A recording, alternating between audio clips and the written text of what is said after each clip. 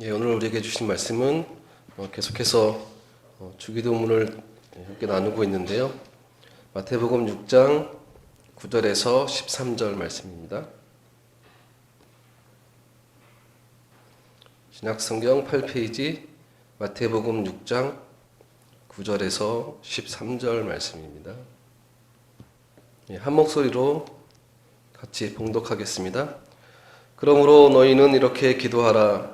하늘에 계신 우리 아버지여, 이름이 거룩히 여김을 받으시오며 나라가 임하시오며 뜻이 하늘에서 이룬 것 같이 땅에서도 이루어지이다.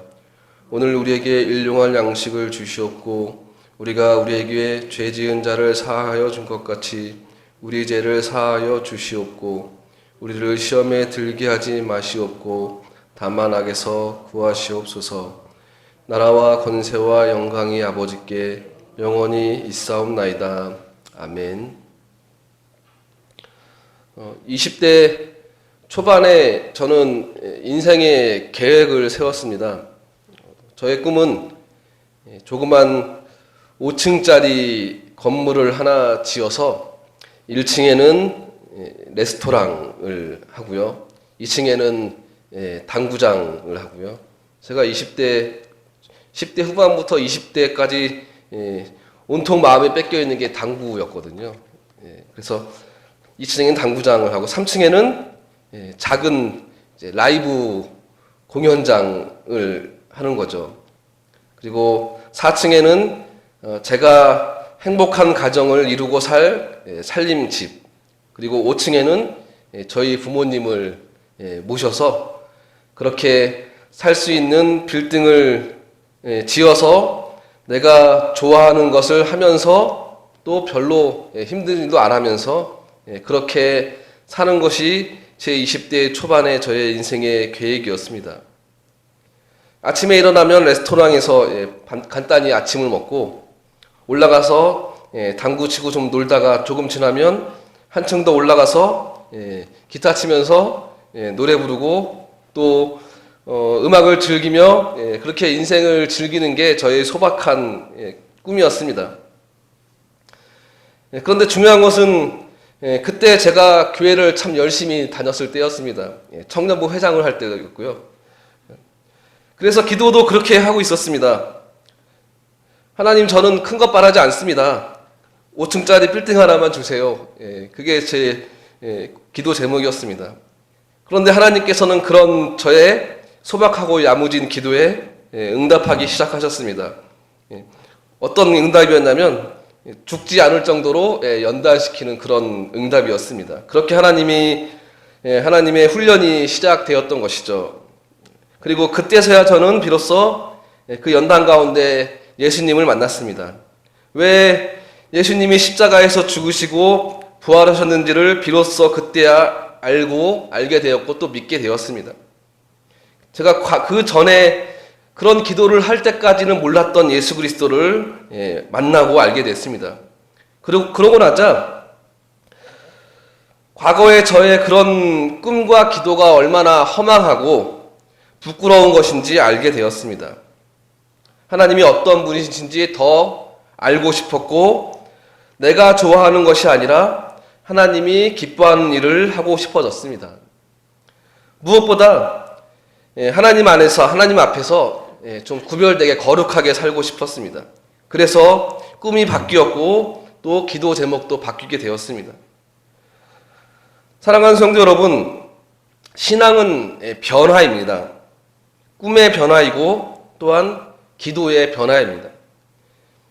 예수님을 만나지 못하면 교회를 다니면서도 자신의 목적을 위해 기도하고 자신을 위한 꿈을 꾸면서 살아갑니다. 그리고 그것이 부끄러운 것인지 알지도 못합니다. 그런 상태의 기도는 바리새인의 기도가 되든지 이방인의 중언부언이 되든지 결국 그것은 자신의 욕망의 기도밖에 될 수 없는 것입니다. 예수님은 제자들을 향하여 너희는 그렇게 기도하지 말라고 하시면서 지금 우리가 읽은 주기도문을 가르쳐 주셨습니까? 무슨 말입니까? 예수님의 제자들은 기도가 바뀌어야 한다는 것입니다.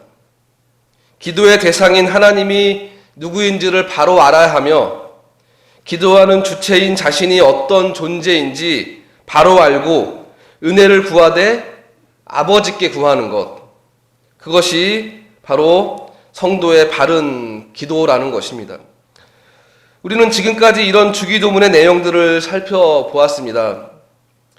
하나님의 이름과 그 나라와 뜻을 먼저 구하고, 그리고 우리 자신을 위하여 일용할 양식과 죄의 용서와 또 은혜와 시험과 악에서 지켜달라는 간구를 하라고 예수님께서 우리에게 가르쳐 주셨습니다.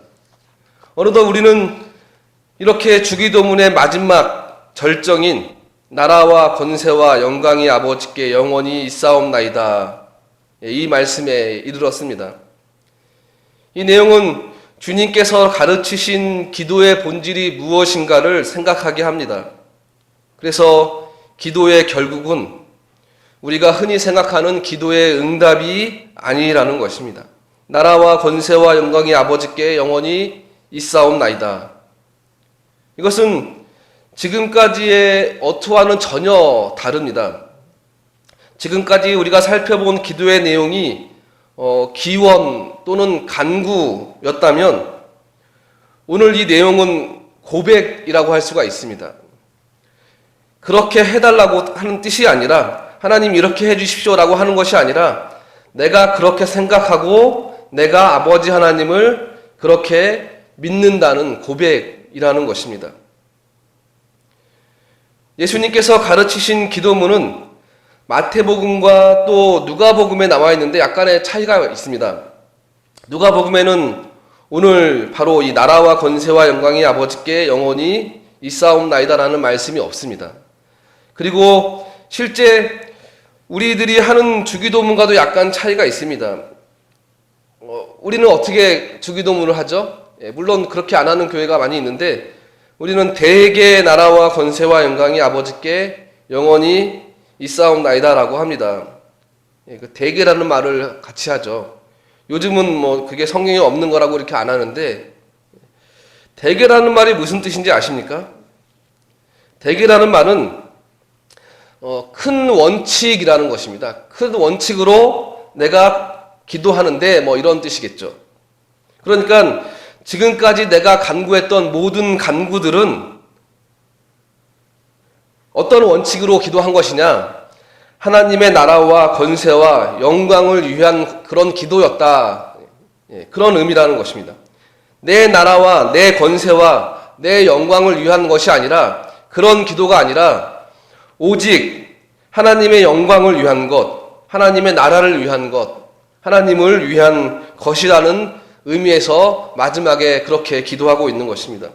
그래서 기도의 핵심은 이렇게 온 천하의 주인 되시고 전능자가 되신 하나님께 기도하는 특권을 가졌다는, 우리가 그런 특권을 가졌다는 사실이고, 그리고 그 기도를 통해 송영이라고 그러죠. 보통 송영, 즉 하나님께 대한 찬송이 되어야 함을 기억해야 한다는 것입니다.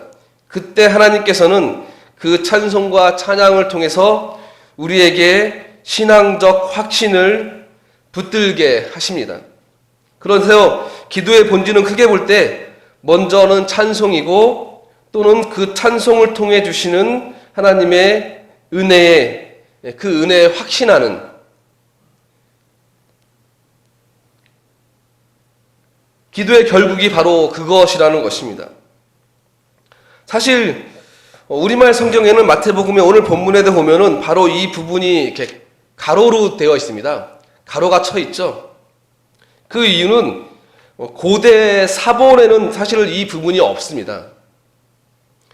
이 부분이 성경 원본에 가장 가까운 고대 사본에는 없고, 그 고대 사본을 필사한 사본,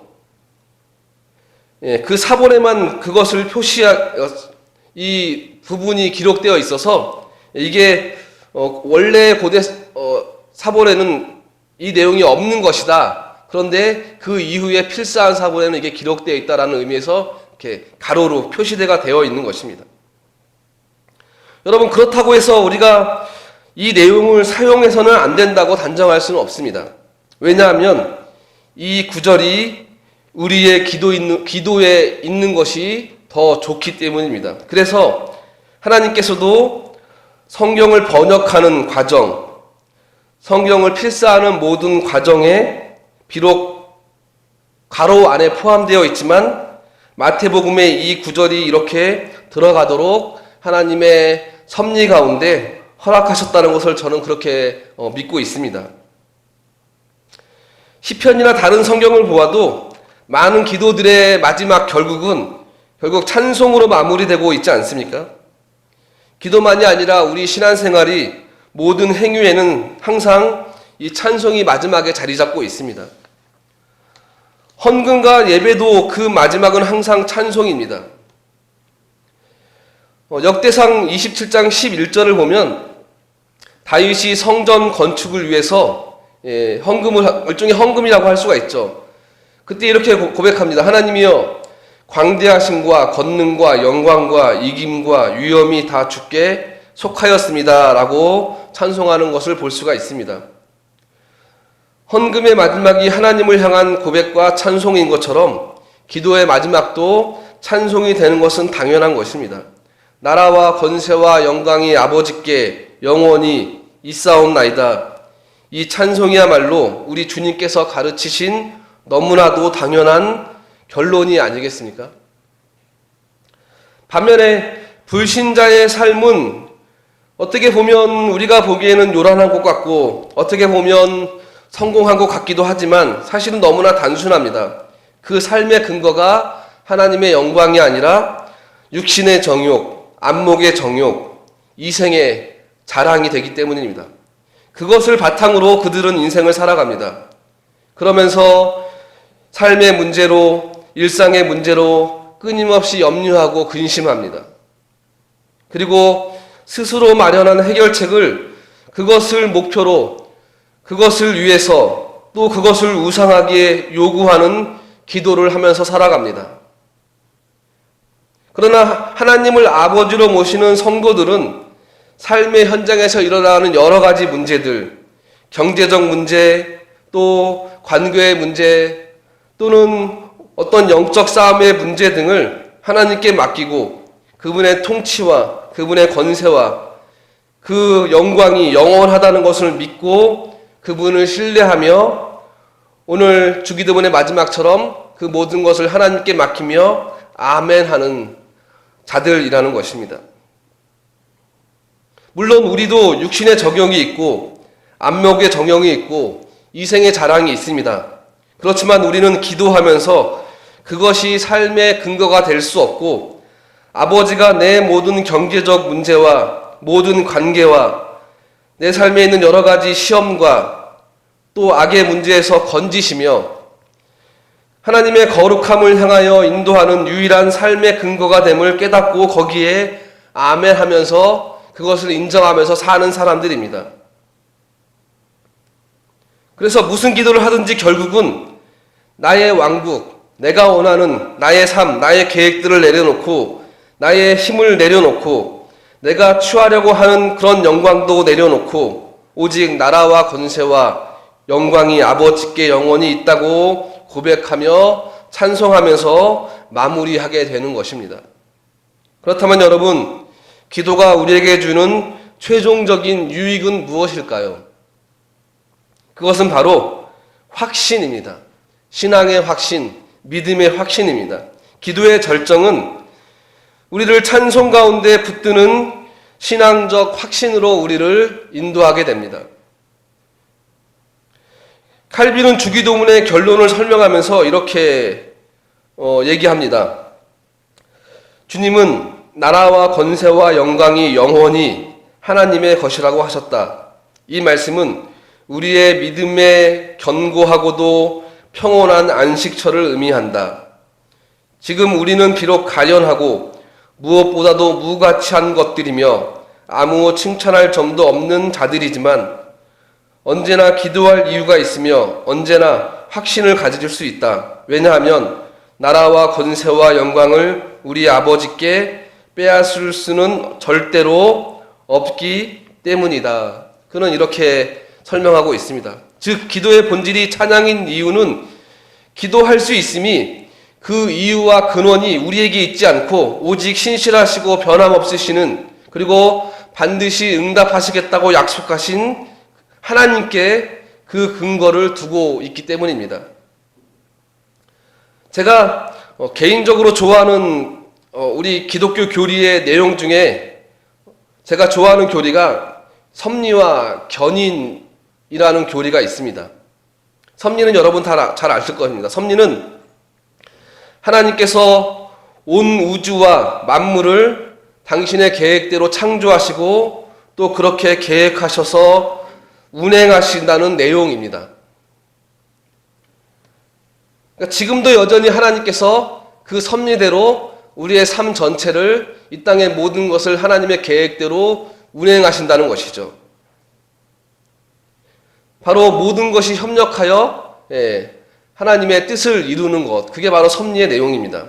견인은 바로 그렇게 세우신 계획과 섭리는 하나님께서 끝까지 책임을 지신다는 것이죠.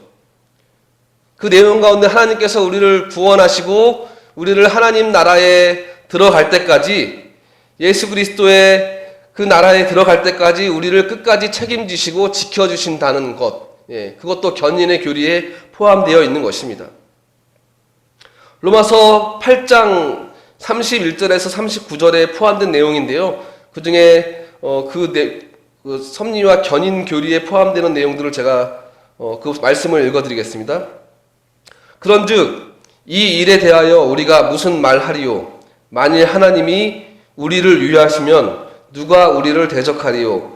자기 아들을 아끼지 아니하시고 우리 모든 사람을 위하여 내어주시니가 어찌 그 아들과 함께 모든 것을 우리에게 은사로 주지 아니하시겠느뇨? 누가 능히 하나님이 택하신 자들을 송사하리요? 의롭다 하신 이는 하나님이시니.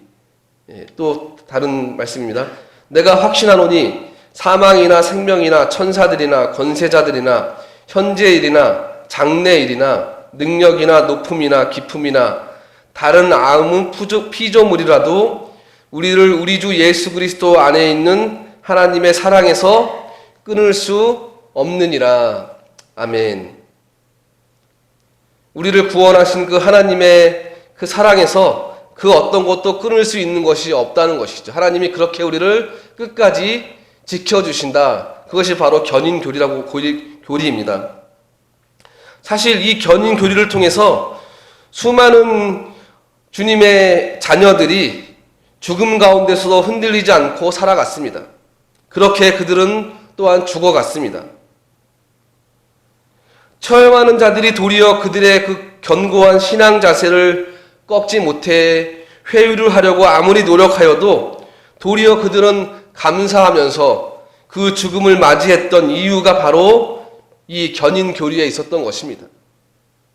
그런데 이 견인 교리는 무엇에 기반을 하는가 하면 바로 하나님의 신실하심에 근거하는 것입니다.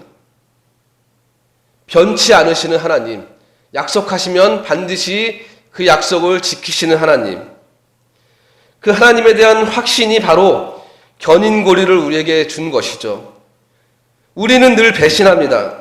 우리는 늘 그 하나님을 잊어버립니다. 그러나 결코 변함이 없으신 그 하나님, 제자 야고보는 그 진리를 야고보서 1장 16절 17절에 이렇게 고백합니다. 내 사랑하는 형제들아, 속지 말라. 각양 좋은 은사와 온전한 보물이 다 위로부터 빛들의 아버지께로 내려오나니 그는 변함도 없으시고 회전하는 그림자도 없으시니라. 아멘.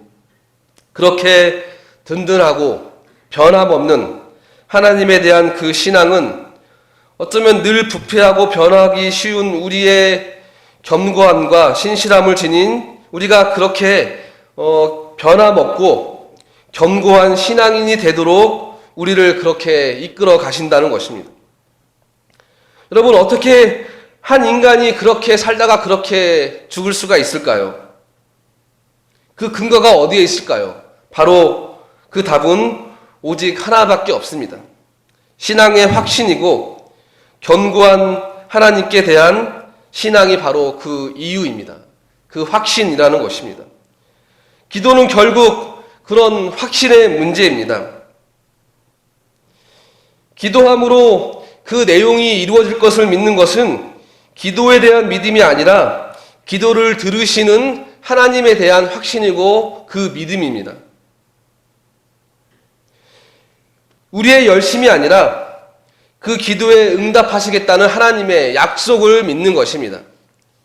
따라서 주기도문은 아멘으로 끝나고 있습니다. 아멘은 진실로 혹은 확실히라는 의미입니다. 그래서 모든 내용을 따라서 기도한 후에 아멘이라고 마지막을 마무리하는 것은 그 확신에 대한 표현이고 믿음의 고백인 것입니다. 제럴드 시저라는 목사님이 하나님이 기도에 침묵하실 때라는 책을 썼는데 제럴드 목사님 그 책 중에서 왜 우리의 기도가 응답되지 않는가를 묻고는 그 이유에 대해서 이렇게 얘기합니다. 그것은 당장 내가 구한 기도가 응답됨의 문제가 아닌 하나님께서 나를 변화시키셔서 그 기도에 합당한 자가 되게 하시는 하나님의 절대적 응답의 문제이기 때문이다. 다시 한번요. 당장 내가 구한 기도가 응답됨의 문제가 아니라 하나님께서 나를 변화시키셔서 그 기도에 합당한 자를 나를 그런 기도에 응답에 합당한 자로 만드시는 것이 하나님의 응답이라는 것이죠. 나는 준비되어 있지 않으면서 원하는 것을 주십사고 기도하지만 하나님께서는 내가 준비되도록 믿으시면서 결국 기도 응답보다 더 중요한 응답을 우리에게 그 기도에 신실하게 주님께서 응답하신다는 것입니다. 그래서 저자는 이런 시로 이 시를 인용하면서 거기에 대한 대답을 합니다. 나는 잊는다 해도 하나님은 기억하신다. 나는 손을 놓친다 해도 하나님의 손이 내 손을 꽉 잡고 있어 나는 넘어질 수 없다. 때론 너무 지쳐 하나님을 부를 힘조차 없지만 하나님은 내 마음속 기도를 읽으시고 내 짐을 들어 올리신다. 로버트 브라우닝이라는 사람의 시를 그는 인용합니다. 나는 손을 놓친다 해도 하나님의 손이 내 손을 꽉 잡고 있어 나는 넘어질 수 없다. 나는 너무 지쳐 하나님을 부를 힘조차 없지만 하나님은 내 마음속에 기도를 들으시고 내 짐을 하나님께서 들어 올리신다.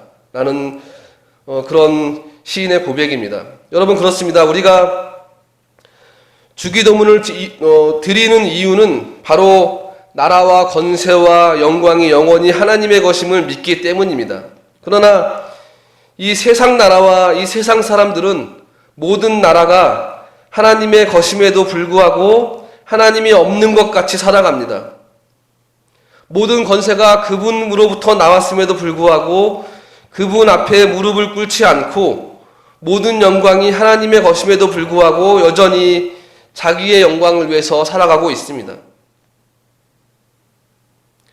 이런 세상 속에서 주님은 제자들에게 너희들이 나의 제자들이고 하나님을 아버지 되심을 믿는 그런 자들이라면 바로 이렇게 기도하라고 하시는 것이죠. 사랑하는 성도 여러분, 나라와 권세와 영광이 아버지 하나님께 있는 것을 믿으십니까?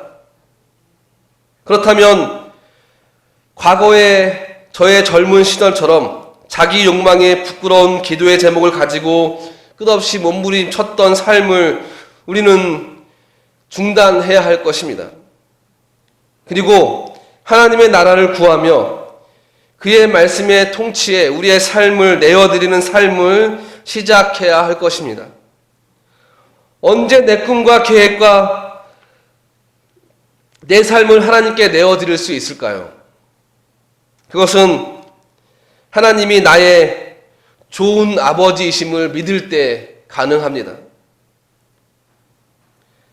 나의 아버지가 나를 향한 꿈과 계획을 갖고 계시며 그것이 내 꿈과 내 계획보다 더 좋은 것이라는 믿음이 생길 때 바로 그럴 때 내 꿈을 내려놓게 되고 그 아버지의 꿈과 계획을 내 삶에 수용할 수 있게 되는 것이 아닙니까? 우리 인생의 앞길에 어떤 일이 생기고 무슨 사건이 생길지 우리는 여전히 아무것도 알 수가 없습니다. 그렇지만 또한 폭풍우와 구름을 만날 수도 있고 어쩌면 더 많은 어려움과 내가 지금까지 내려놓았던 것보다 더 많은 것을 내가 버려야 할 수도 있습니다. 그러나 우리가 늘 잊지 말아야 할 것이 있습니다. 그것은 하나님이 바로 나의 아버지가 되신다는 것입니다. 주기도문의 첫 고백이 그거 아닙니까? 하늘에 계신 우리 아버지. 그런 폭풍우와 같은 그런 홍수와 같은 일이 우리 삶 가운데 있을지라도 그 홍수 위에서 좌정에 계실 것이며 그리고 그 폭풍과 그 비구름 뒤에 우리에게 무지개를 주실 것이며 그리고 그 폭풍 가운데서도 친히 우리에게 갈 길을 내어 주실 것입니다. 그 모든 과정을 통하여 사람의 나라가 아니라 내가 계획한 내 나라가 아니라 사람의 힘과 사람의 영광이 얼마나 허무한 것인지를 알게 하시고 그리고 하나님의 나라와 권세와 영광이 영원하다는 것을 우리의 입술로 고백하게 하실 것입니다. 오늘 주기도문의 마지막은 이 성령을 끝맺는 이 찬송으로 끝맺는 아멘이 바로 우리의 저와 여러분의 아멘이 되기를 원합니다. 오늘도 하늘 보좌에 계신 주님께서 당신이 이 땅에 계실 때 우리에게 친히 가르쳐 주신 그 기도를 그 진정한 기도의 고백을 주님께서는 오늘도 우리의 입술을 통해서 하시는 그 고백을 기다리고 계십니다. 저와 여러분의 기도가 하늘에 계신 우리 아버지여로 시작해서 나라와 권세와 영광이 아버지께 영원히 있사옵나이다 라는 이 복된 고백과 찬송으로 끝나고 그리고 거기에 아멘하는 입술로만 아멘이 아니라 우리의 삶 전체를 통해서 우리의 삶을 아멘으로 고백하는 그런 저와 여러분이 되기를 주님의 이름으로 간절히 축원합니다. 기도하겠습니다.